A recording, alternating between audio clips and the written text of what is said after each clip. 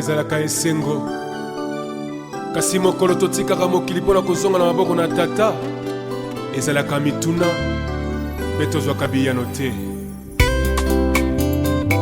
liwa ekipaka kozwa moto te ezwaka mokonzi nyonso ata ozalaki na bambongo ozalaki na bamoyen soki liwa eye ekoki mpe titre na yo te komonana esili wana ezali mokano na nzambe liwa ezali liwa te tokomonana lisusu elongo na Yesu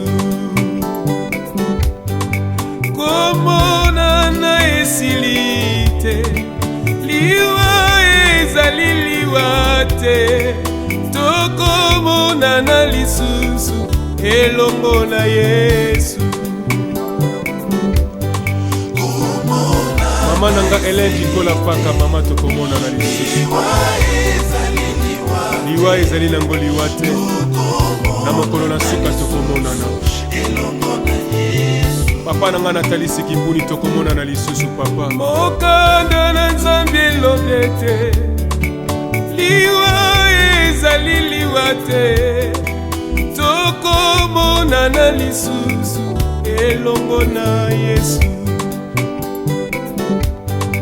mokanda na nzambe elobi te liwa ezali liwa te tokomonana lisusu elongo na Yesu papa na nga lwaka mbungu tokomonana lisusu na mokolo na suka papa bukulu tokomonana lisusu na mokolo na suka lokola ndenge Biblia elobi na biso aleluya mabende koboya Yesu mabende ezali lisumu na mokolo ya suka tokosamba nesambiselo mabende koboya Yesu mabende ezali lisumu na mokolo ya suka tokosamba nesambiselo komonana Yesu kite président Charles Mombaya tokomonana papa na ngai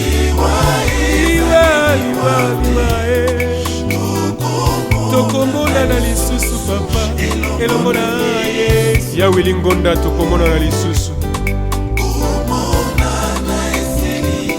Mamuchela Mamuchala Olin tokomonana lisusu Pakaka Kenza tokomonana lisusu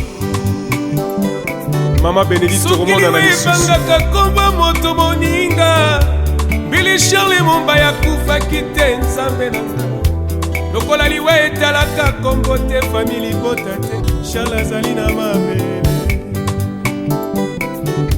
lokola liwa etalaka mpete ya moto te liwa etalaka titre te kombo ya moto te liwa ezwaka likambo nyonso yango elingi nyonso kaka se vanite moto azalaki na mosolo mbongo mpe biloko abosani ete azalaki ya kobala abosani mana mpe mwasi lelo bakomi kotanda ye na libanda abosani ndako wana nde mokano ya nzambe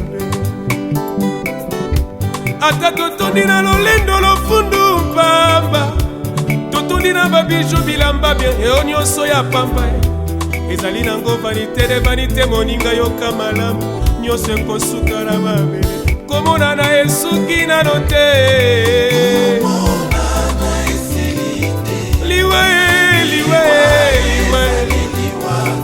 tokomonana lisusu mama elongo na Yesu kino na suka molo komonana esuki te moninga yaya tokokutana lisusu elongo na Yesu soki kola pesi biso ntango mpe mikolo na se ya moi tokomonana lisusu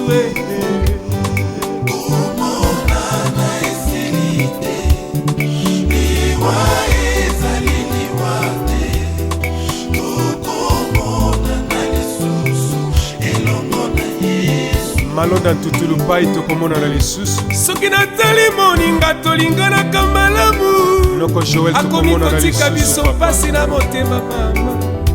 Mama nanga kenda, papa nanga kenda pasi. Famille commencé na kolela lelaka.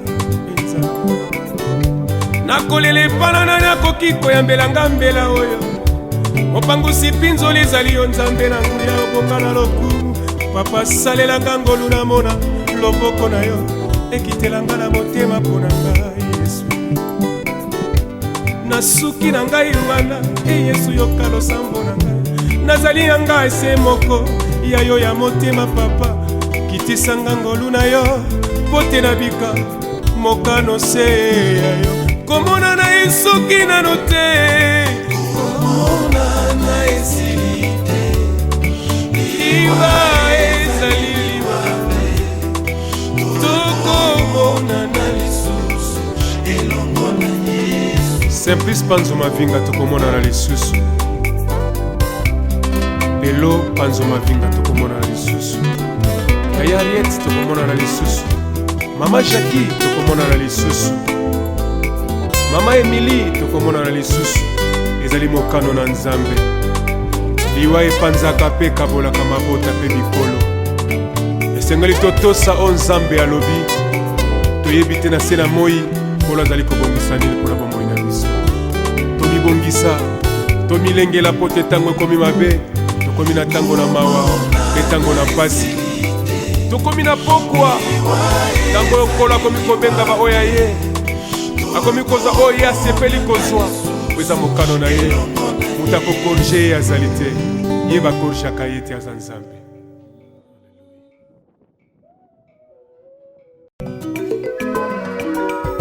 Le monde, je suis venu près de vous pour vous expliquer mon importance sur la terre. Je ne suis pas mauvais, mais je fais l'œuvre de mon Père qui m'a envoyé. Je réponds au nom de la mort.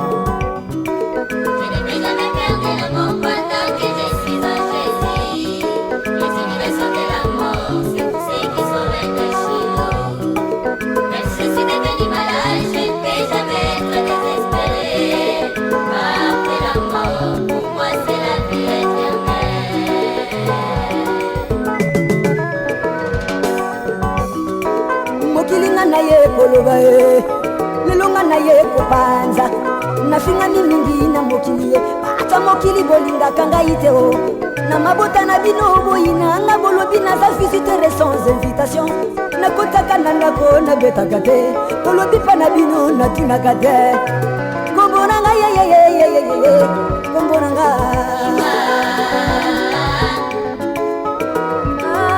liwayo mabe Salim ye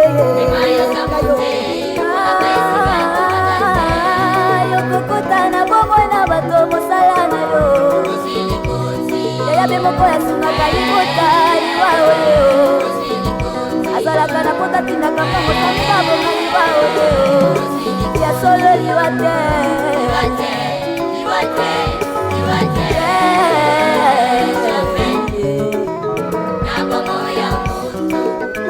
liwa mabe mokili bino bolobi nga liwa naza move kasi nzambe na bino ntango asali mokili ye asali bino na biloko nyonso ye ozalaka na kimia na mokili aliwa bato nazalaka na ngai te o na mibeko nzambe apesaki bino nedene bino nde boboyaki na bino kotosa ye nakanda na nzambe ye kokelanga liwa atindinga na kati ya mokili ye alobi liwa wana yokei ye moto awumela libela te na mokili ye napesi bango mibeko na ngai yo liwatelema nsima ya mibeko ye baoyo bakontosa mibeko ye sika bango bawumela na mokili ye yo kokota na bomoi na bango mokoloma na kopesa yo permission kasi boyo bakoboya kotosa ye longola molimo na bango na mokili ye wapi mabe na ngai yo wapi mabe na ngai ye wapi mabe na ngai ye anazaka ketinga ya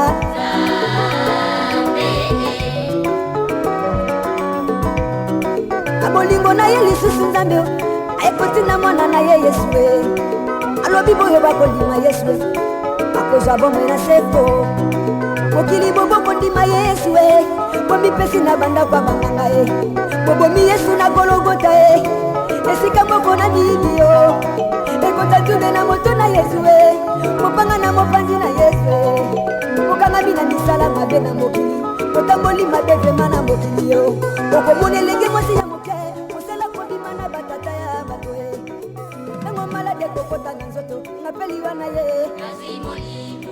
elenge mobali maboko milai alingi kotika te aketi koyiba na posha nganga babokele maladi ya mbaswe ntango ngali wana koya mosala na ye wapi mabe na ngayo wapi mabe na ngaye rema wapi mabe na ngayo nganaza na kaka etinda ya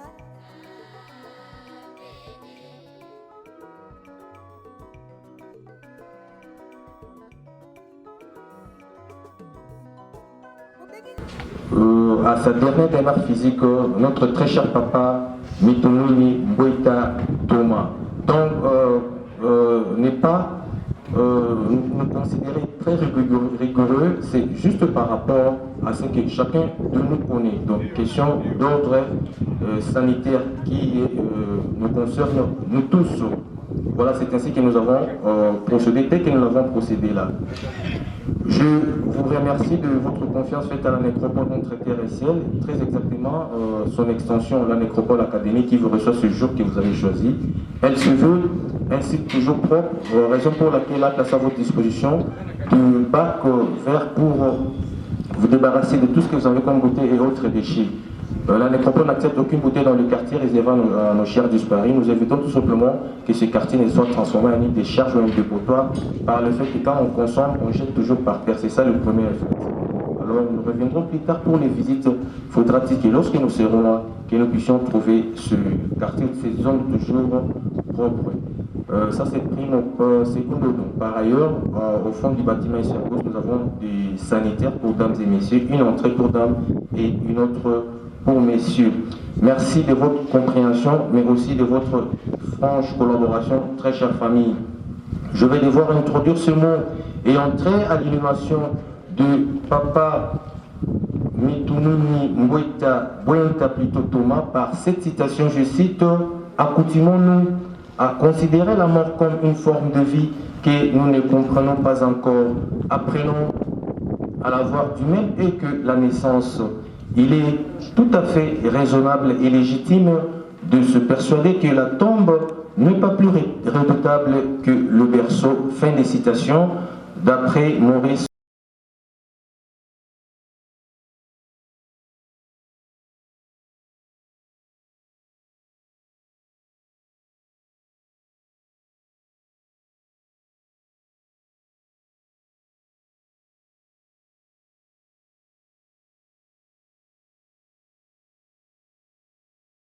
Grade et qualité est un signe d'honneur qui ne trompe point l'importance de votre ampleur face à la douloureuse perte de cet être cher dont il faut se séparer aujourd'hui, car séparation il y a.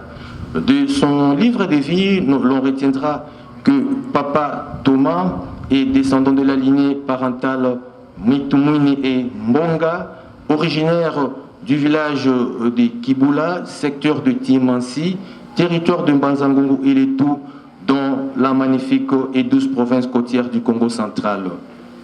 Il a vu le jour le samedi 15 octobre 1955 à Matadi, et voilà qui vient de s'en aller pour la félicité éternelle, rejoindre tous ceux qui l'ont précédé en nous quittant de manière inopinée encore un samedi, mais cette fois-ci le 10 octobre 2020 ici à Kinshasa, loin de cette terre natale, au terme d'un parcours de vie écourté à 65 ans, un parcours de vie marqué par primo, une vie familiale de père et grand-père heureux et pleinement comblée par une riche progéniture composée de plusieurs enfants et plusieurs petits-enfants, sans toutefois oublier sa veuve, tous angoissés et inconsolables face aux défis à relever dorénavant, seul sans le bras séculier de Papa Thomas.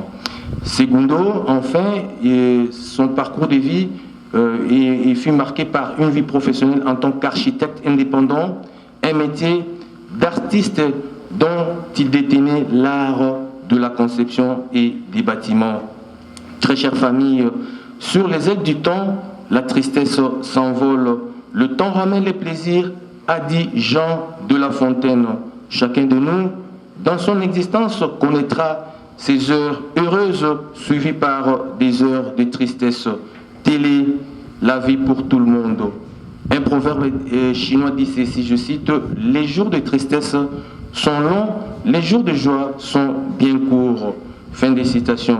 Cependant, même si la tristesse nous serre la gorge, même si les yeux nous piquent au moment où son corps devra être laissé aux mains d'une destinée inexorable, harmonieux, très chère famille, d'ores et déjà des meilleurs souvenirs de notre illustre disparu qui est Papa Thomas, un homme sociable, un unificateur, un pacificateur, un homme impartial, un homme droit qui prônait toujours l'amour du prochain et la solidarité. L'évangile à Kimbaseke où il était l'un des pasteurs. Pourquoi? Puisque tout simplement à cet instant, c'est lui que le proche appelé très affectueusement Papa Thomas vient de changer d'adresse et de commune. Il reposera donc désormais ici à la métropole Académie et cela dans le quartier Cygnus sur l'allée 12 au numéro 215 de la rue de la Consolation. Je répète, la nouvelle adresse physique de Papa Thomas Mouni Boita et bel et bien cité Nécropole Académie, quartier Cygnus, allée 12 au numéro 215 de la rue de la Consolation. Pour que vous restez fidèles, très chère famille, c'est donc à cette adresse que vous reviendrez si souvent. Et non seulement dans le 1er août, journée officielle des morts en République démocratique du Congo, pour perpétuer sa mémoire, vos souvenirs et refleurir sa sépulture. Le visite à la nécropole entre terre et ciel, où nous nous trouvons dans la nécropole Académie, de même qu'à la grande nécropole, c'est toute l'année sans exception, c'est-à-dire du 1er janvier au 31 décembre, de 9h à 16h. Au nom de toute l'équipe de la nécropole et ses partenaires dans le TDV de Kinshasa, une fois de plus, nos plus sincères condoléances. Maintenant qu'il mérite la paix et le repos éternel et que la séparation s'impose à notre pouvoir, nous pouvons lui dire au revoir ou lui dire de s'en aller en paix, mais avec des mots simples et précieux empruntés à la langue chère à Césaïe en Kisingombe. Et nous dirons tout simplement Tata Thomas Mitumwini Wenda Kiambote. Je vous remercie.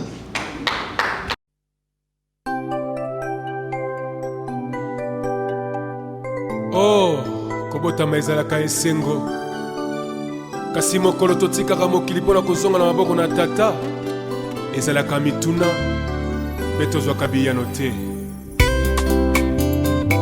Liwa ekipaka kozwa moto te, ezwaka mokonzi nyonso.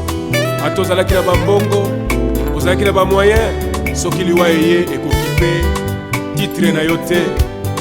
Komonana esi wana ezali mokano na Nzambe. Liwa ezali liwa te, tokomonana lisusu elongo na Yesu. Komonana esili te, liwa ezali liwa te, tokomonana lisusu elongo na Yesu. Mama nanga elendi kola paka mama tokomona na lisusu. Liwa ezali nango liwa te, na mokolo na suka tokomona na.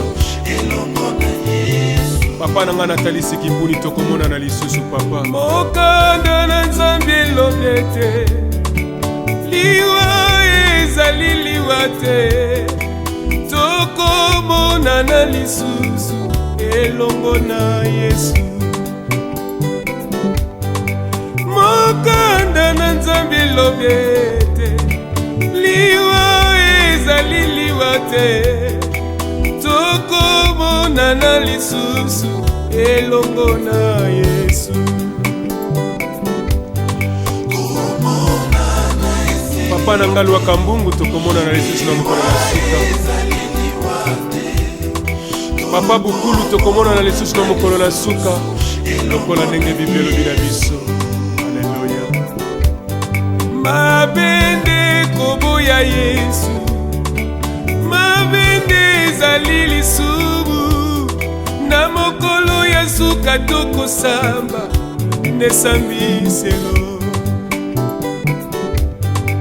Mabende koboya Yesu, mabende ezali lisumu na mokolo ya suka tokosamba nesambiselo. Komona na Yesu kite Président Charles Mombaya tokomona na papa na ngai. Liwa, liwa, liwa,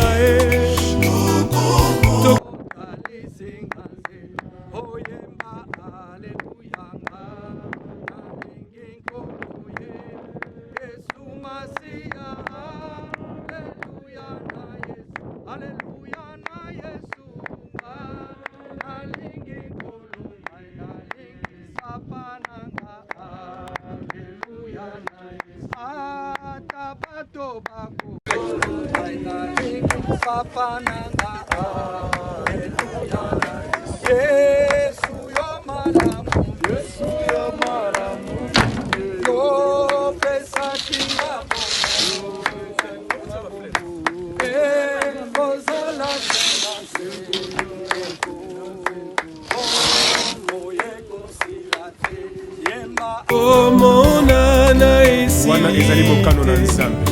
liwa ezali liwa te, tokomonana lisusu elongo na Yesu. Komonana esili te, liwa ezali liwa te, tokomonana lisusu elongo na Yesu. Mama nanga Hélène Jikola paka mama tokomona na lisusu. Liwa ezali nango liwa te, na mokolo na suka tokomona na. Papa nanga Nathalie Sikipuni tokomona na lisusu papa. Mokanda na Nzambe elobi te, liwa ezali liwa te, tokomona na lisusu elongo na Yesu.